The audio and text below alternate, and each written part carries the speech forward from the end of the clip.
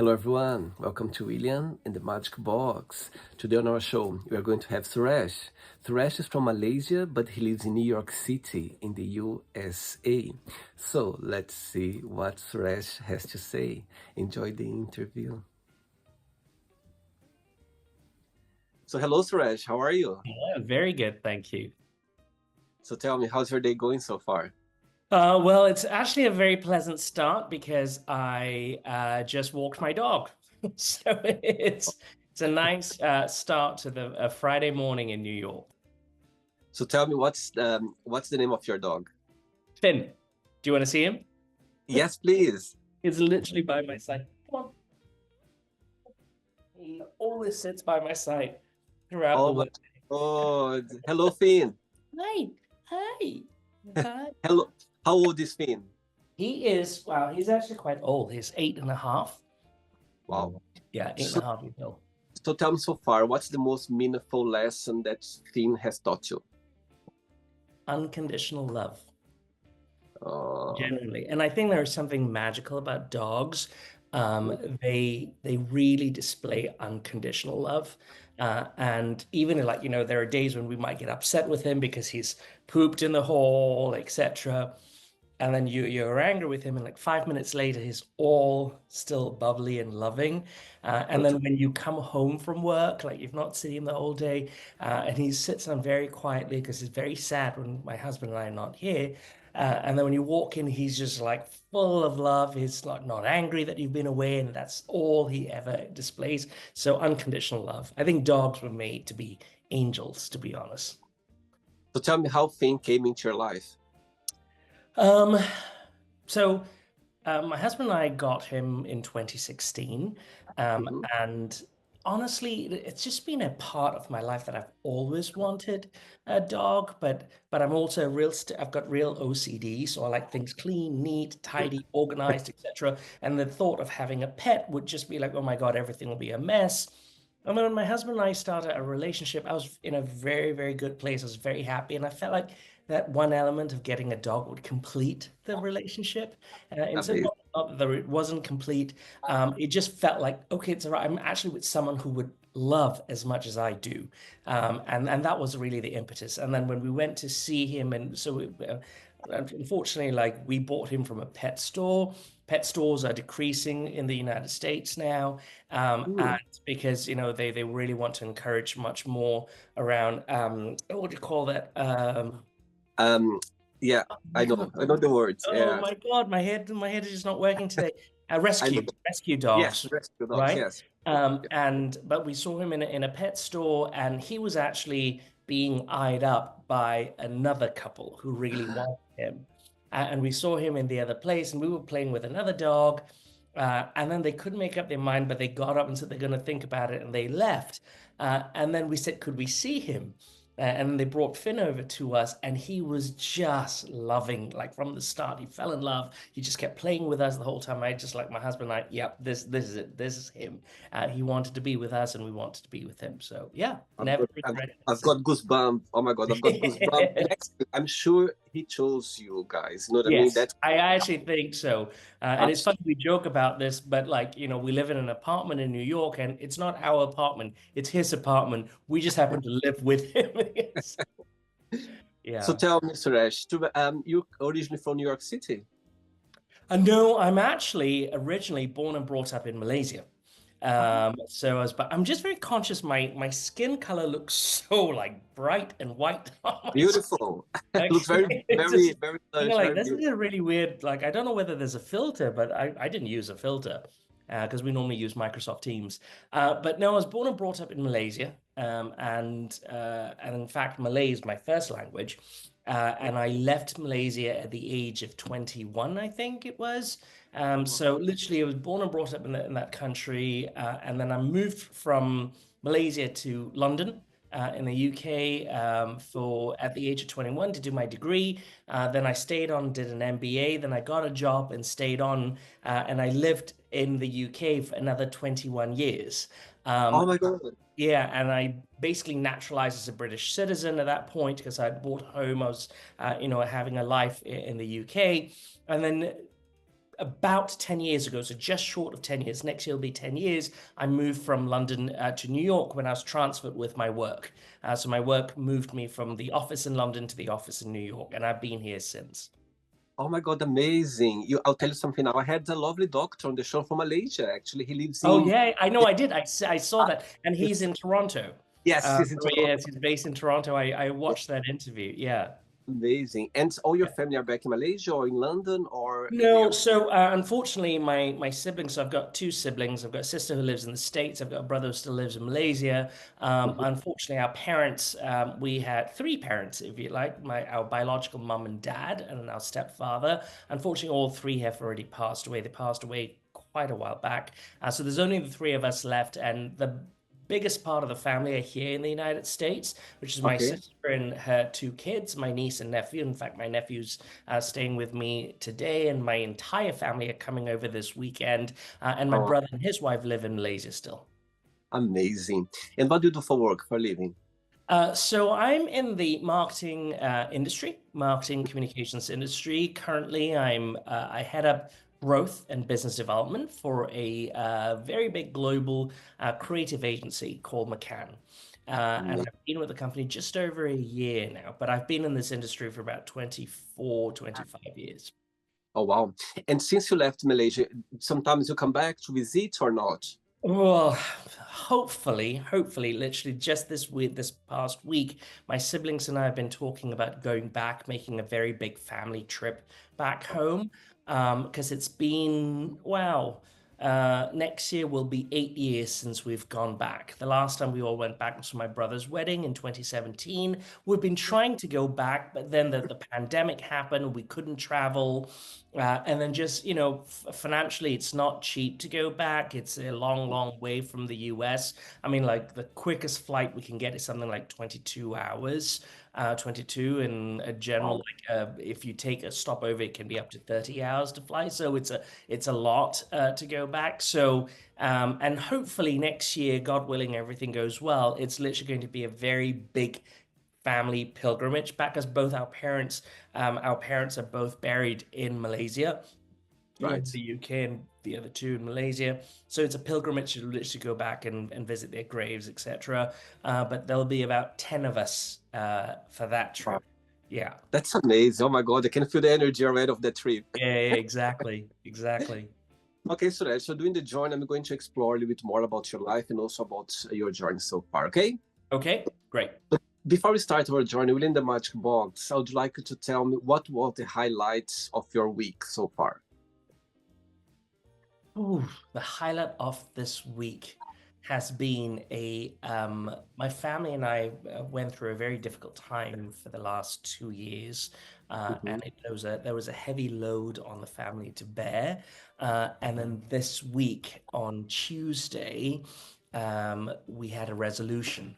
Not like my siblings and I are very, very tight. We're very close. We love each other, but it was something that we had to do with regards to legal matters back in the Right. UK. And today we finally closed that chapter, and that's Amazing. this week. So it's been a very big moment of release for the family, to be honest. So yeah, yeah. So that's been Beautiful. the highlight of, Okay, I'm glad and to hear. it's actually changed the trajectory of a lot of our family members as well. Oh, wow. Yeah, Suresh, are you ready to go on a beautiful journey through your memories let's life? do that. Let's do that. Amazing. Welcome to William and the Magic Thank you. Box. Right, so I Thank have here my best friend.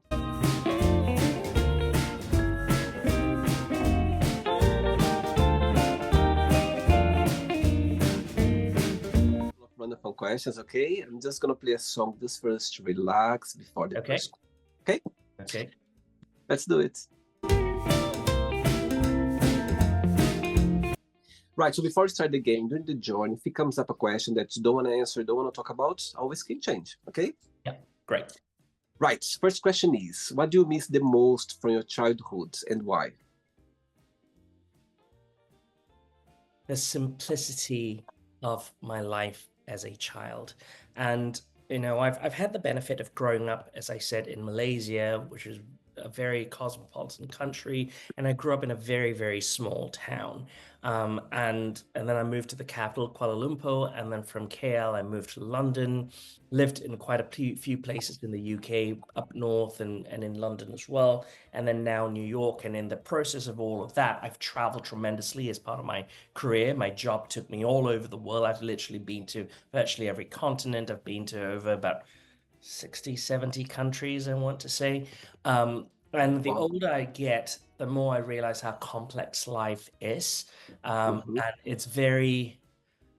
it's complex. There's a lot of layers to things, and there's a lot of in terms of personalities and characters you have to deal with, and that's not often easy, right? And if you add geopolitical, socioeconomic sort of elements to all of it, it becomes a very difficult. Like life can get a lot more complicated. It's not difficult; it can get very complicated, and you have to iron through and work through all of it. So for me, there are many times I just often just when a particularly tough situation comes up, I often think, God, it would be my childhood was so quiet and simple and happy.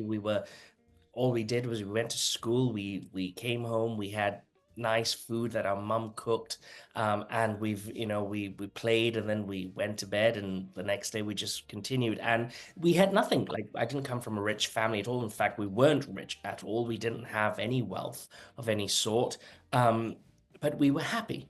It was simple, quiet, and happy, very content. And today, with all the complexities, I've had many homes. We currently own a home in New York, and you would think that the progress would mean we get happier, and actually, no, the complexity doesn't mean we get happier. We get more stressed, and with stress, it doesn't lead to happiness. So I miss that simplicity and contentment of childhood, to be honest. It's so interesting saying that, Suresh, because I'm back from Brazil. When growing Mm. up back in Brazil, really relate to you because there's a simplicity around that's, Mhm. you know what I mean? It's still there, it still happened there. And when I go Mm. back on holidays, a vacation, I go like, my God, I got goosebump again. What's a beautiful place to be, our Yeah, roots, the way we've been raised, you know what I mean? People, they care about you, they look at you, they yeah, talk to you in a way that it's not difficult to see, you know what I mean? It's not easy to see nowadays. And I understand people, they have all their own lives, everything yeah, happened at the same time, but those memories always gonna be there, and it's part of our 100%. our roots for sure.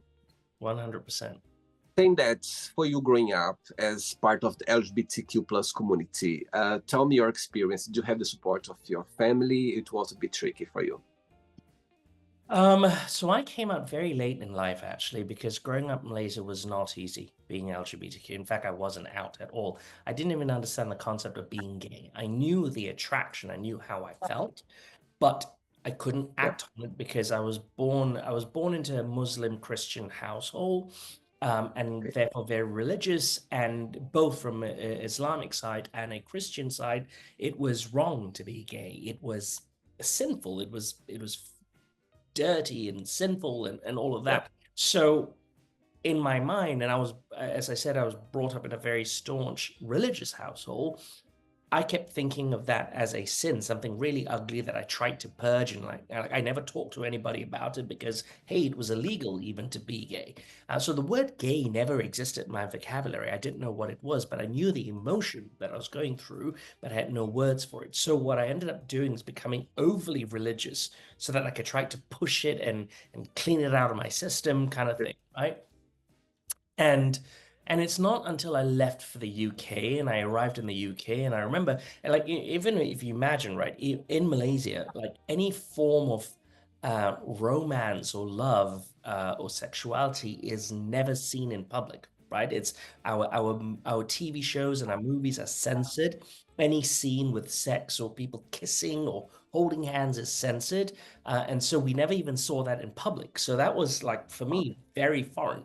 And I remember arriving in London, and I remember within the first few weeks, I took a bus ride and I went through Piccadilly Circus, and I saw a man and woman, whether husband and wife or lovers or whatever, kissing in the middle of Piccadilly Circus. And I literally slammed my face against the bus window because I've never seen that happen in public, right? So if you think of the extremity of, Interesting. i.e., being brought up very religious, kind of knew that I had something in me that was at that point I thought was wrong, and then literally going, oh my God, in a society where kissing and holding hands in public is perfectly fine, it was a massive culture shock.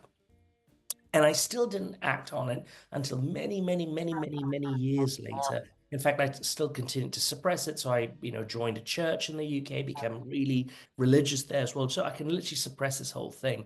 And of Wow. course, over time, all of that was very difficult to contain. And I would say the benefit of living in the UK, it helped me realize that actually it wasn't wrong being who I was. It wasn't sinful.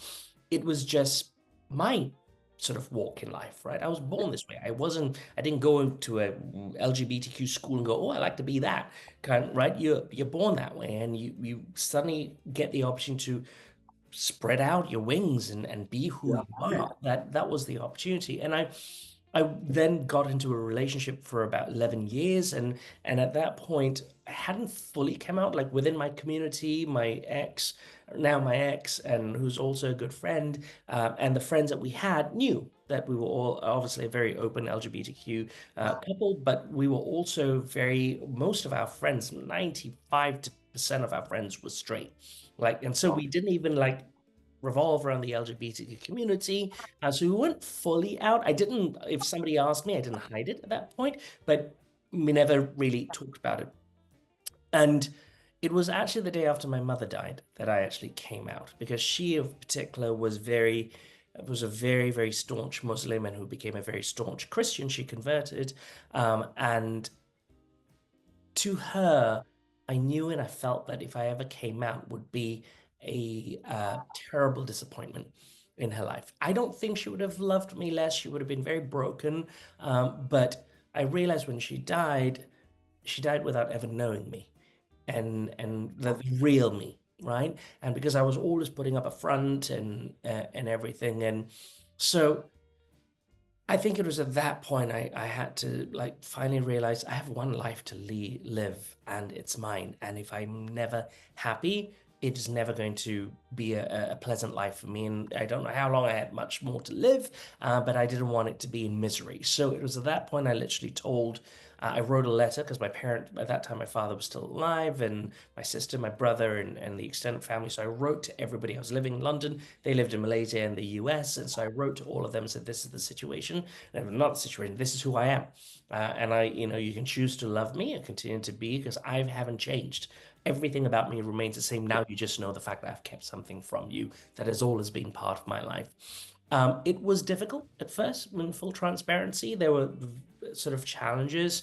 Some members of my family found it really difficult to adjust to the news. But then when they realized over time that I hadn't changed, and I was still the brother and the son that adored and loved everybody and supported everybody, that dynamic like completely evolved. Like, and now we're closer than ever. And I think Wow. for me, that was the first moment I started to feel alive, if I'm being honest. Mm-hmm. And then the move from the UK, I moved from the UK in 2015, arrived here in New York, London to New York. And within the first year of my career here in the US, I was given the privilege and the opportunity to actually be on a very visible list of LGBTQ leaders in industry. So the Wow. Financial Times was putting together the top 100 LGBTQ executives of the world.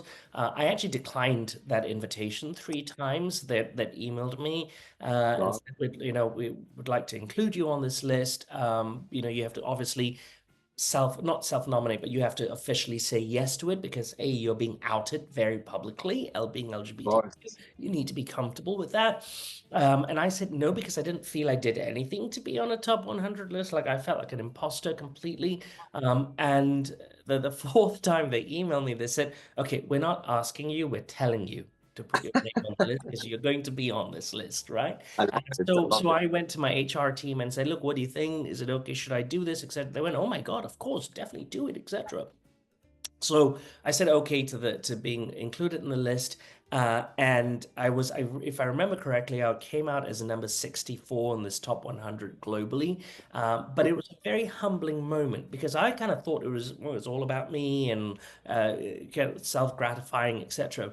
But what I failed to realize is that being visible as an Mhm. ethnic minority who's come from Asia to Europe to the US, being very senior in my career, being very vocal about what I did for the community, and both from ethnic minority, underrepresented communities, and LGBTQ, it became a almost like a beacon for other people who've been hiding. And not necessarily hiding, but have never had the opportunity to or struggled with coming out. And so they all started approaching me saying, thank you for being the visible role leader that I've been looking for in my career, in my life, to realize that I can be who I am and still be successful in my career. Because that has never defined me, by the way. Being LGBTQ has never defined my career, etc. I love doing good work. I love being the best in my career. I am very ambitious. I'm very disciplined, etc. That is by no means the measure of being LGBTQ. I just happen to be a person of Amazing. color and LGBTQ. And actually, Amazing. just this week, I'm still on that list 9 years later. And like every year that list comes out, and this time it's not Financial Times anymore, but it's actually YouTube. So involve the organization, the inclusion organization, and YouTube have come up with the list. And this year I'm number 6 in Oh the my God. globally. So it's like Amazing. for me, and I put this on my LinkedIn. Um, every year, with every passing year, we think things get easier and better, but it doesn't. It in fact gets life gets more complicated. So the very first question you asked me, like I've missed Yeah, simplicity and quietness and contentment of childhood, but even more so that we have to be visible and vocal absolutely. and be the advocate of change. So for me, that's the importance of my journey as an LGBTQ individual. Amazing. Very good. I love it. I love the whole journey and be brave as well for you to be able to Mhm. come out and be your true self. You know, people they're gonna accept. They have no other way. And I think the support if you have, I think it's a plus for sure. Amazing. Mhm. Next question. Let's do it. Okay. Next question is: describe yourself in 3 words. Um, Disciplined, Yeah. very, very disciplined. Um, and okay, it's not 3 words. So disciplined, for one. I'm actually an introvert. So despite my career that makes me reach out and connect with people, I'm actually a real deep introvert. So disciplined, introvert, um, and wow, 3 words. I've never thought of myself in 3 words. Disciplined, introvert, um, content. Um, I think I like contentment, and I find contentment in everything. what's the biggest joy of being Suresh? What do you like the most about being you? Oh, wow, that's a good question. What's the joy of being me? I always joke with my husband, although it's not a joke. I'm always right. So He, like he he's not often here to he's not here to defend himself. no, Okay, no, not he's not here to defend him. I literally texted him. We were texting about something this morning and goes, oh, by the way, I found a different solution. I say, see, I told you I was right again. It's um the joy of being Suresh. Wow, you really stumped me with that question, William. Um, I think the joy of being Suresh is I'm quite single-minded. Mhm. Single-minded in terms of when I'm very focused, uh, nothing sways me. Like Yeah. I've got a goal and I'm very focused and determined, and and it's not easy to do this. This is why I say discipline is the first word. I'm able to sustain that energy to keep going, whatever the situation. So I think, and in being able to do that, I feel if you think about the compass or a ship, you're never doing that, right? Storms can happen, but if you're single-minded and focused, and that actually for me, that stability creates joy, and that joy resonates with me. So I think for me, if I were to define me, and I think if all my loved ones and my friends were to define me, they'll go, "All right, he's definitely that." Amazing. Next question. Let's do it. Hey, next question is: what bad habits wish you could stop? Bad habits. I don't think there's any bad habits. There's no such thing as bad habits. I think there's indulgence that can stop. And I would say, what I think is perfectly fine for me. My indulgence is I love to eat, and I particularly love desserts. I really, really love desserts. Me too. Yeah. So anything sweet and cakey, etc. And like, I'm getting much older in my life, so I turned 51 this year. And the older you get, these things are not good, right, for health. But I'm like, you live once, so if I could stop, that'll be one thing I'd probably try to. But I'm telling you right now, it's not gonna happen. Do you like cooking? Yeah, I love cooking. So my mother was a chef. So she's a really talented chef at literally just cooking like savory food, but also desserts, baking, and all of that. And my sister is also a chef, like really, really good chef. Wow. So my siblings, my brother, sister, and I all grew up in my mother's kitchen. Like literally, we would be the ones doing all the preparation of the ingredients. And when you're like 7, 8, 9, 10 years old, you're sitting down chopping onions and cutting garlic and ginger, etc. It's miserable. Like I used to get so angry. And then when I grew up and went to university, I was so grateful that my mother taught us all these basic things because it was and I realized because a lot when I went to university in London, all my university friends were eating baked beans on toast, whereas I was buying all fresh ingredients and cooking Wow. dishes for less money than they spent on all of that. And so Wow. every weekend they would ask me to cook. They would all chip in and we all cook, and I'll cook a meal, etc. Sorry, my dog's just going for the door. And they would love that. So, and I actually find cooking very, very therapeutic. Yeah. I actually find it very creative. I love you know, one of the gifts my mother blessed us with is not like I don't go to a kitchen and go, well, 2 scoops of this and 2 spoons of that. I literally go, yeah, that looks about right. That feels right. The ingredients, I know the flavors go with each other. And so we're able to cook without recipes or without thinking. And so for me, like as I said, came from Malaysia, lived in the UK, naturalized as a British citizen, and then now living in New York. One of the things I remember when I gave up my passport, Malaysia doesn't recognize dual citizenship, so I had to give my Malaysian citizenship up, and I was very, very emotional about that. And then my ex at that point said, "It's not about your passport, it's not about your birth certificate, but it's about who you are. You still cook Yeah. like a Malaysian, you still eat like a Malaysian, you still enjoy life like a Malaysian." I went, "Oh my God, that's so true," and that is right till today. So here, like last weekend, my husband is American, and like we found a little grocery store that has all the ingredients I would use as a like back home in Malaysia, right down to the curry leaves. And I went like, oh my God. So I can still do all of that. My biggest challenge, however, is I love, love, love to cook. My biggest challenge is actually finding the time to do it. So I used to do it at the weekends and Saturdays, and I'd spend like 4 hours in the kitchen. I meal prep everything for the week because my working hours are very long. So I love knowing there's already food cooked and food that I love. And the food I find that food is one of my greatest pleasures in life. I talked about desserts, but food is if not the greatest pleasure in life for me. Um, and so I love knowing that I have good home cooked food that I will enjoy that makes the day feel good, right? End well, right? Even if it's been a very stressful day. But of late, my working schedule has been really, really bad. So I've actually found a service called chef.com, SHEF.com. It's an app, and it actually connects me with home-based chefs who cook from my part of the world.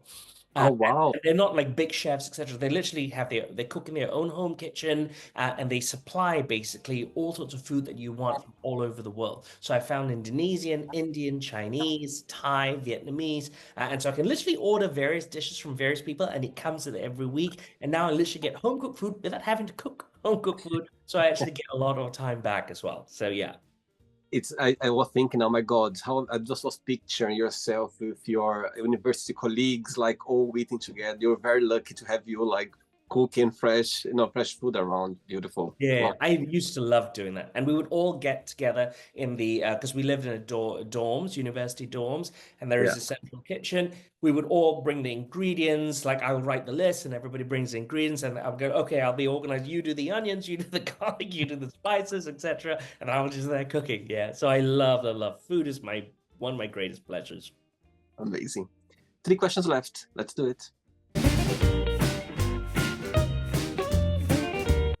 Hey, Suresh, before the next question, tell me, you're talking about your work. What's the biggest joy of it? The people. Mhm. I think anything, any industry, any career, whether you're selling products, you're selling services, it's always about the people. And because otherwise you can just do anything. If you can work on your own, you just work on your own, stay at home and do that, right? But I think the joy, part of the pleasures and joys of life is actually being with other people and Yeah, connecting and understanding them. So I love the thing that brings me the most joy is actually being with my team, working with my colleagues. I sit on yeah, the board of the executive management of my company. And for me, it's like working with like-minded leaders who are pushing in the same direction. And the one thing that you develop as an individual is the fact that you don't, and this is one of my best pieces of career advice. I remember in my very first job, I was in my first job for 10 and a half years, nearly 11 years, and I was working with a very senior board director. I was a very junior intern. I had just started. And I asked her, what is the best advice you'd give me as I'm starting out my career? And she said, you will never always get on with everybody. I'll never forget this line. We were literally sitting on a plane from London to Hong Kong. And she said, you will never always get on with everybody you work with, but it's how you behave professionally and step up to the plate that defines who you are. wow. And her name was Louise Ledbetter. And I'll never forget that. And that's one thing I realized. I've taken that advice with me because, like, 24, 25 years in my career, has it always been easy working with? I love working people, but it's never always been easy. But how I define myself is how I treat them and how I step up and respond to them and still be professional even when things are tough. So for me, I think I like that personal element to my career, but also what really inspires me in my career is the people I work with. I really, and I like the team I have currently is the best team I've ever had in my career, and I really adore each and every single team member that I have. Amazing. All right. Next question is, what's your idea of a perfect friendship? My husband.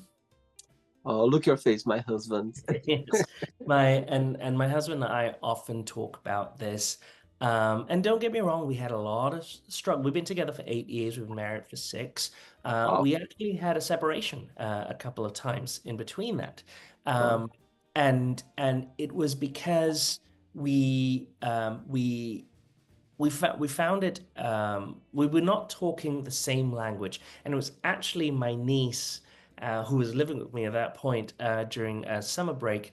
She talked to me about understanding love languages, and I don't know if you're familiar with the concept of love languages, right? There's five love Yeah, yeah.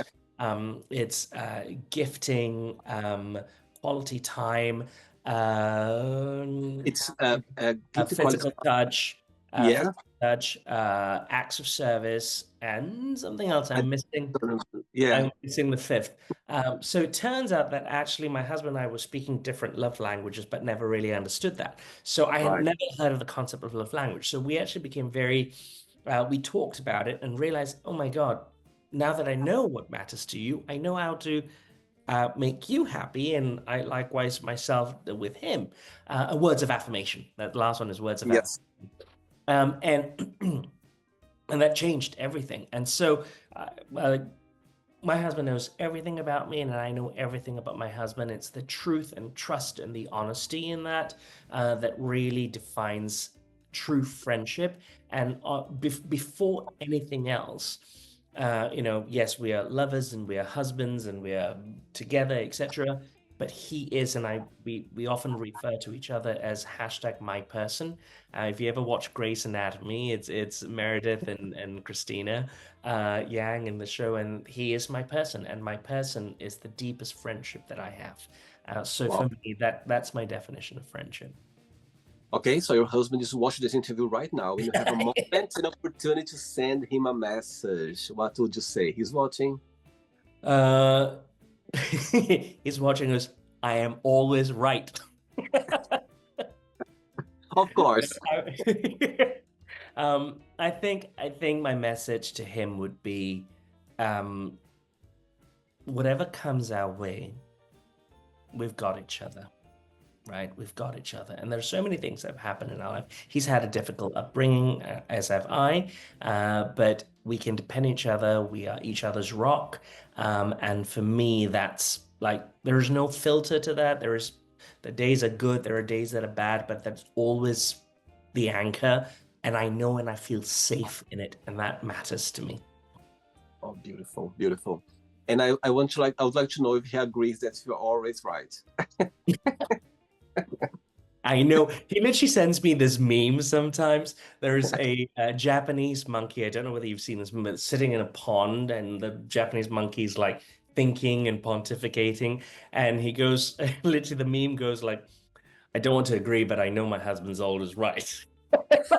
It's like I went, mm-hmm. Two questions left. Let's do it. Yeah. You like dancing, Suresh? Oh, I used to. I mean, I do. I really, really do. Funny, at the gym today, I was literally putting the headphones on. I was literally feeling the vibe, etc. And I realized I don't like going to bars and clubs. It's not my thing at all. But I love dancing, and I really wish I have a close friend who's getting married because they'll throw a big party. There's a reason to dance. That's when I really enjoy dancing the most, when literally at a friend's wedding or birthday party, etc. But it's been a long time since anybody's done that. So yeah, but I Ah, love dancing. Yeah. amazing. Next question is, what is the happiest day in your life so far, and why? Ooh,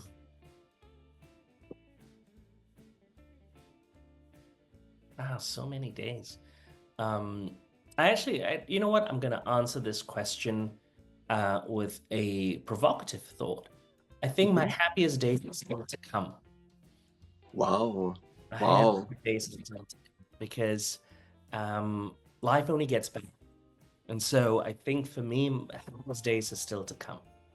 Beautiful. Oh my God, this question came up for different people around the world, but this answer is the unique, it's different one for sure. Thank Nobody answered this way.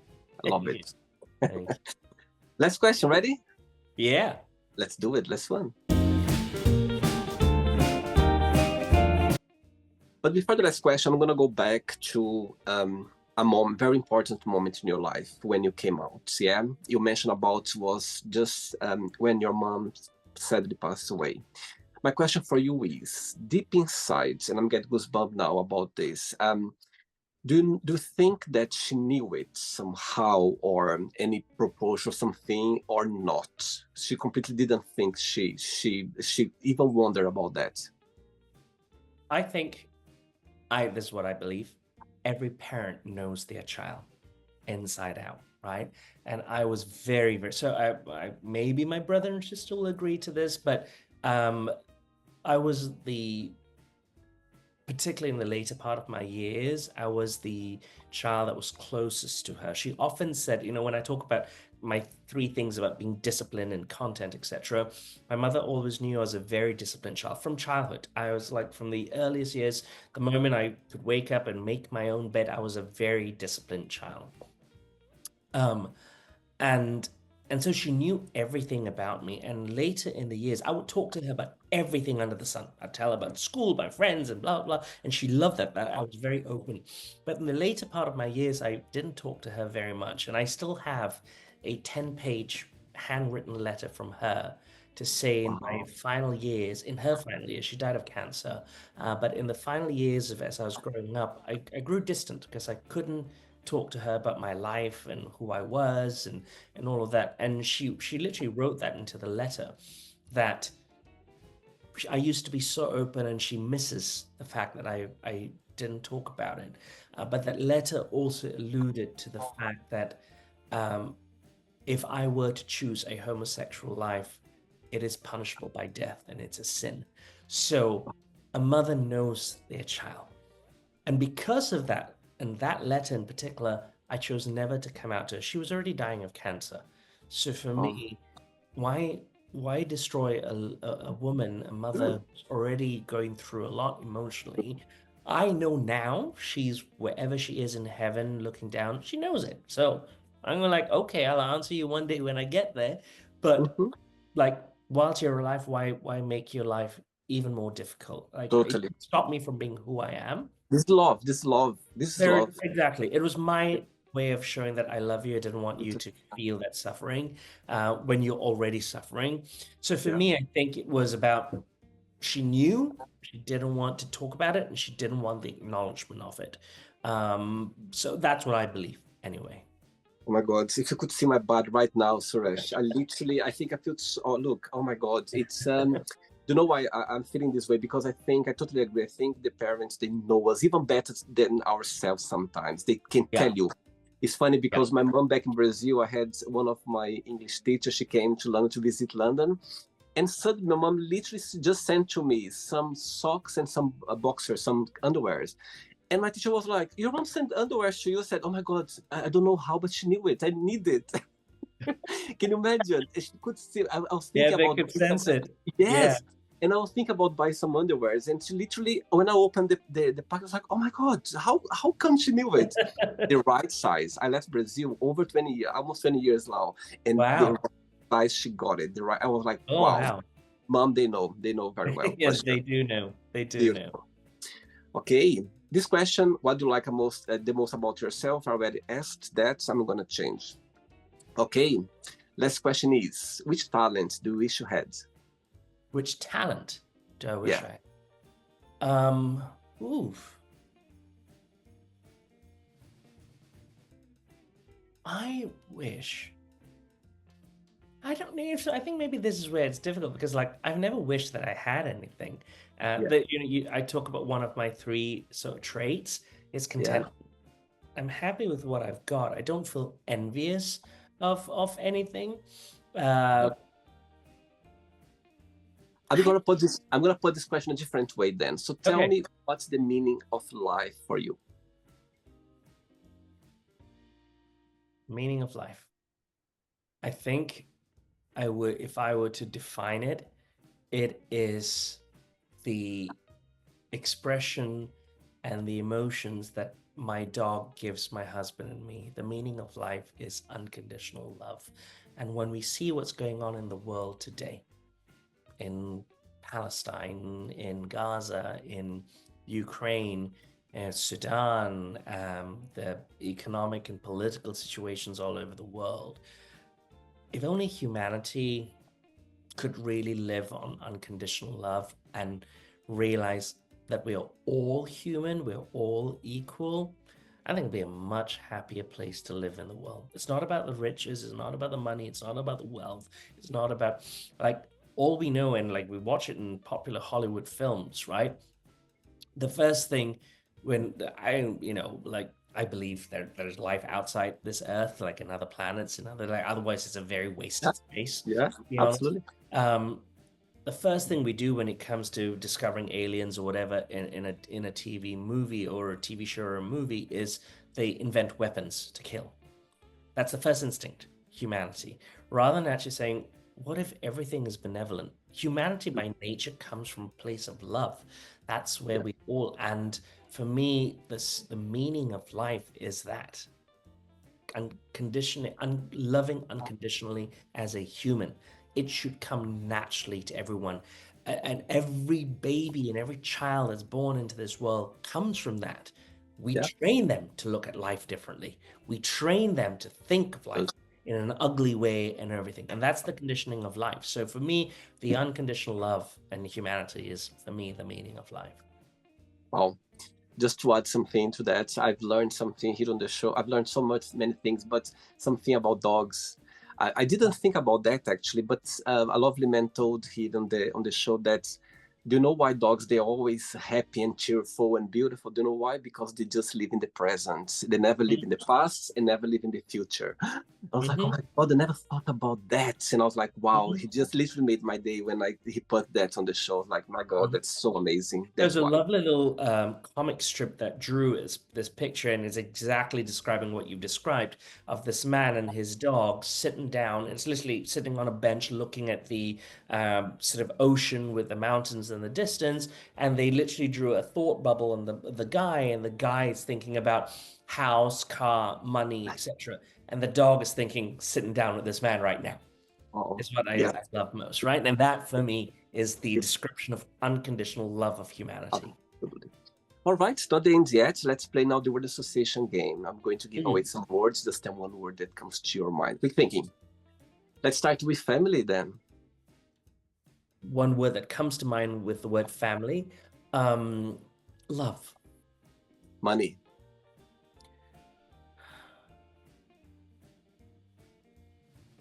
Oof, so many words come with money. Um, money, contentment, fear, fear, strength, life, complicated. sex, Do you mean gender or do you mean act of? acts, yeah, the acts of Okay. sex, Intimacy, love, humanity, religion,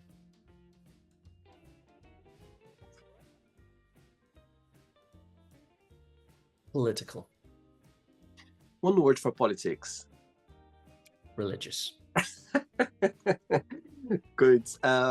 Desire, desire, passion, friendship, honesty, regret, growth, success,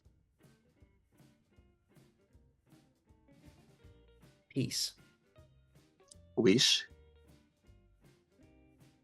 hopeful, happiness. life, One word for New York City. buzzing, One word for London. nostalgic, Oh, sweet. And the last one now, Malaysia. One word. home. Wow. Let's pretend now I'm going to meet your lovely husband for a coffee, and I'm going to ask him, define Suresh in one positive word and one negative word only, what he would say. Positive word would be, I think, disciplined. Mhm. Negative word would probably be very OCD. Always been? Yeah, always been. Wow. I can just imagine your house. Oh, Oh, it's beautiful. pristine. Let's play now, Suresh, in the magic box, and you can ask me a question. But before asking the question, what's your favorite Malaysian word? Sayang, Which means, which means love. let me see if I get it right. Sayang, Sayang. sayang, Sayang. sayang, Sayang. sayang. Amazing. Mhm. And ask me a question now, Suresh. Sure. One question I'd love to ask you is, what do you think it takes for happiness to happen?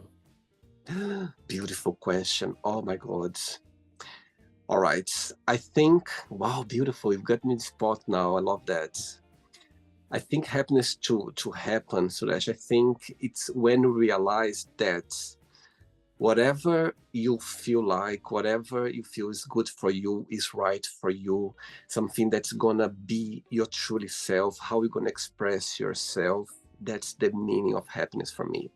I know sometimes it's not easy because for so many reasons, yeah, you cannot be your truly self. But when at least you can feel it that, okay, I'm being myself right now. I think that's the happiness for me, mean happiness, because you are just living your truly self. You're expressing the way you are. The right people come, the wrong people go away. People gonna, realize that. And even though people, they don't know you, they're gonna spot that. They're gonna feel, Mm. they're gonna see They'll feel that that energy. the energy, it's happiness. So I think for me, the meaning of happiness, and I know it's not always easy for us to be ourselves for different reasons, but when you can be yourself, when you feel like, okay, I'm being myself right now, it could be Mm. in a meeting with friends, it could be at work, it could be, in a public space or anywhere. When you feel this feeling of happiness, for me, it's okay. It's because I'm being my truly self and I can express the way I am. So for me, that's the meaning of happiness for sure. Nice. Very nice. Wow. Very nice. Did you enjoy the interview? Yes, very much. Thank you, William. And thank you for considering me. It's very nice to be invited. Absolutely. Thanks again. I love your energy. I could feel Thank already you. through your pictures and everything. Now it's just for me. I can see the right person here in front of me. Thanks Well, again. Thanks for being so sweet thank and you. to spread all this, positivity and happiness as well. And I can see like your true self, like every day like that. This great Oh, energy. thank you so much. Thank you. And thank you Before again, William. Thank you for the opportunity. Absolutely. Before you go, if you can share a positive message or anything that you live by. For the listeners or for me, For everyone like who's watching this interview right now, if you could share something positive. I would say always focus on being the best that you can in life, because I think that positivity, that energy, will resonate from you, but it'll also come back, because I believe in karma, and like the good things you do in life, the good things come back. So being your true, authentic self and focusing on that always spreads good energy. So that would be my take on life. Amazing. Great.